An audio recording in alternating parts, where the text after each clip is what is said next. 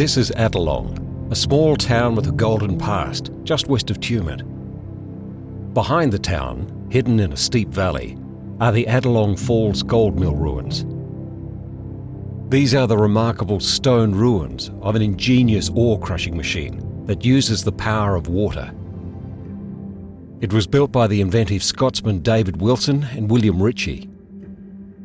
During its life, the mill processed ore from mines nearby and the wider district. It ceased operation in 1914. A stroll through this heritage-listed site is a journey back in time, and it's worth at least a couple of hours of your time.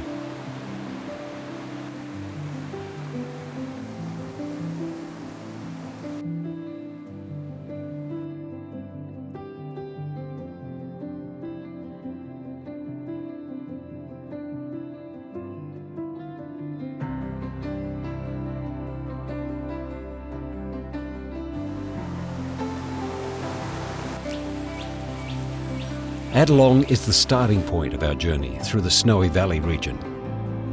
Rolling hills, lush meadows, productive orchards, picturesque towns and swift-flowing rivers are the main ingredients of the Snowy Valleys. Just outside Tumut is the picturesque Tumut River that sets the scene. Just out of the mountains, the river meanders through a verdant rural landscape.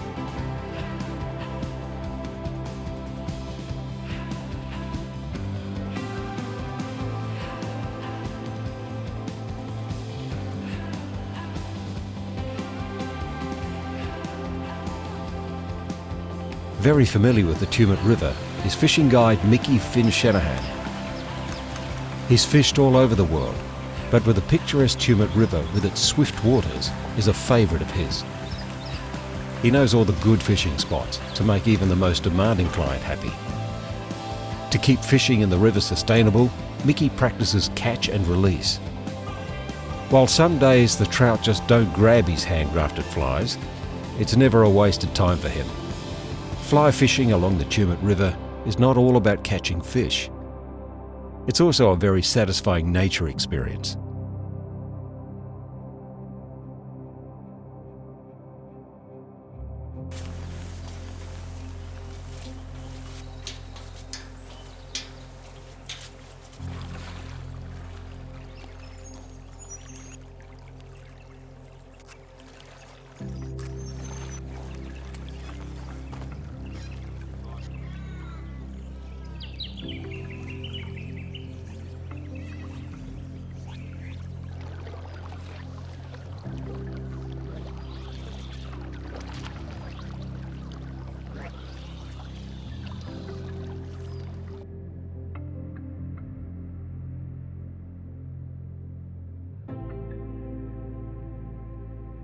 Just 20 minutes drive south of Tumut, Paul and Chrissy Massey run Gilmore Valley Grove, an olive and garlic farm. The young couple represent a new breed of farmers in the Snowy Valleys. Their garlic garden is sown, mulched, weeded, harvested and cleaned all by hand. They are mindful of the biodiversity of their farm. To grow a product full of taste and health benefits, they only use organic, natural and sustainable practices. On the way to Batlow, batches of Patterson's curse, a weed, add colour to burned-out pine plantations. Then the orchards of Mowat's farm begin to dominate the hills near the apple capital of Batlow. Neat rows of fruit tress stretch, protected under the white netting, into the distance. From the air, these bright geometrical forms look alien in the lush, green landscape.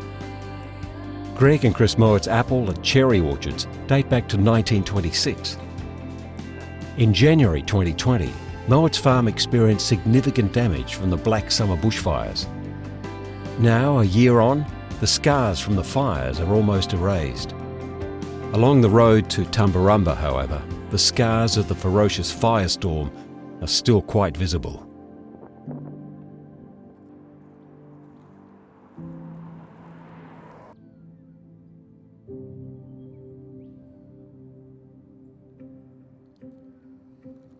Tumbarumba, surrounded by idyllic mountain peaks, natural bushland and lush agricultural pastures, is the unofficial capital of the Snowy Valleys. Not far from town, on the slope of Mount Tumbarumba, Richard Cottam planted his first vines in 1990. His Mount Tumbarumba vineyard is now producing quality cold climate wines.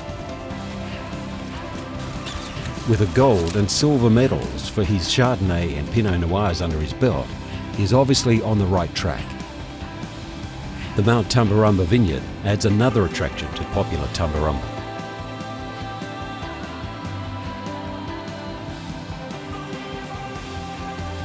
A little further is Tumbarumba's most impressive natural attraction, Paddys River Falls. Here the waters of Paddys River plunge over an 18-metre high basalt cliff, creating a dramatic spectacle, especially after rain. Several lookouts offer views of the falls, and a short walking track leads to the base of the falls.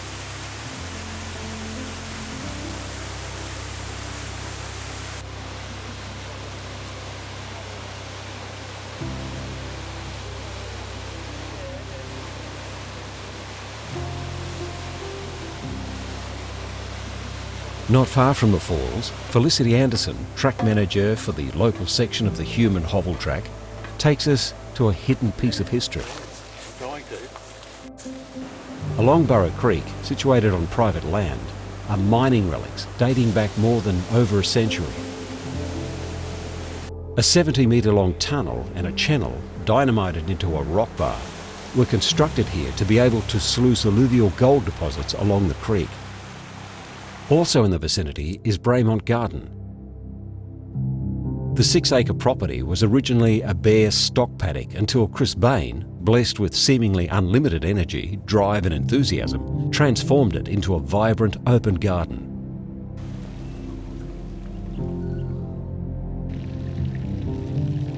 The garden is home to a unique tree church formed almost entirely from living trees. It's only one of 4 in the world. Flower enthusiasts will discover many blooms and little hidden corners in the sprawling garden.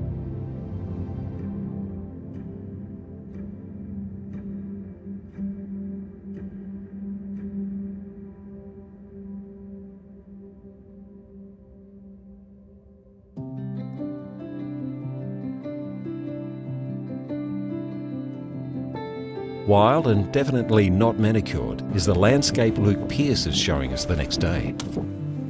Luke is a fisheries manager with the New South Wales Department of Primary Industries. He's currently working on a genetic rescue project with a team of experts and scientists to save the Macquarie perch. One of the last strongholds for the critically endangered fish is Manus Creek in the hills behind Tumut. After fires ravaged the surrounds, subsequent rainfall destroyed the delicate Manus Creek ecosystem in January 2020. Armed with an electrical device to stun fish, Luke is in the search of survivors of the catastrophe. Since the bushfire event, however, he's not captured a single Macquarie perch.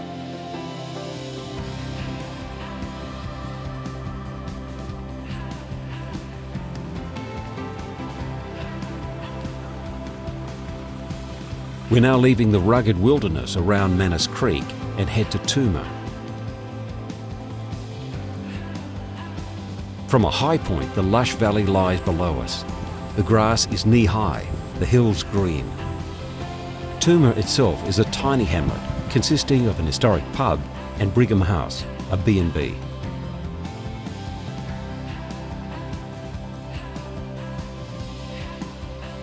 Another small settlement is Jingellic, about 50 kilometres southwest of Tumbarumba. The peaceful village straddles the northern bank of the Murray River. Hidden in a grove of mature trees is Jingellic Pub.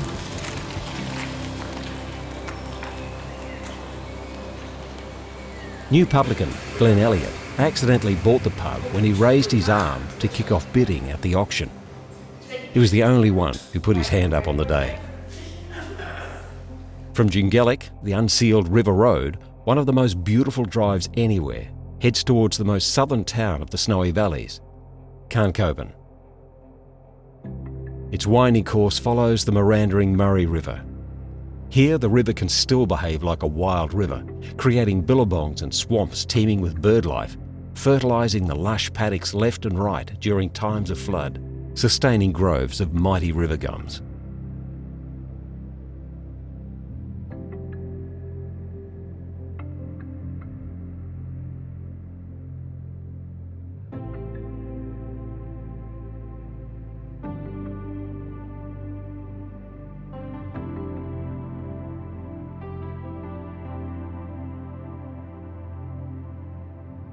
We're now near Khankoban. The high peaks and the forests of the Snowy Mountains are already much closer.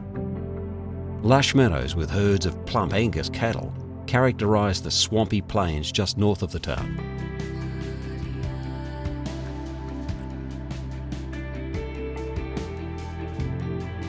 During the height of the Snowy Mountains hydroelectric scheme, the population peaked at about 7,000. Now Khankoban, still a maintenance and service centre for the Snowy scheme, is much quieter. Just outside town is the impressive Pondage Spillway, where the waters of the swampy Plain River leave the large Khankoban Pondage. This 3-kilometre long lake forms parts of the Snowy Mountains hydro scheme. It's also Khankoban's biggest recreational asset for visitors and locals alike. Fishing and boating are popular. But most of all, it's a visual jewel with its blue waters surrounded by mountains and hills. Khankoban sits on the southernmost extremity of the Snowy Valleys. Together with its picturesque lake, it adds another facet to a hugely diverse region.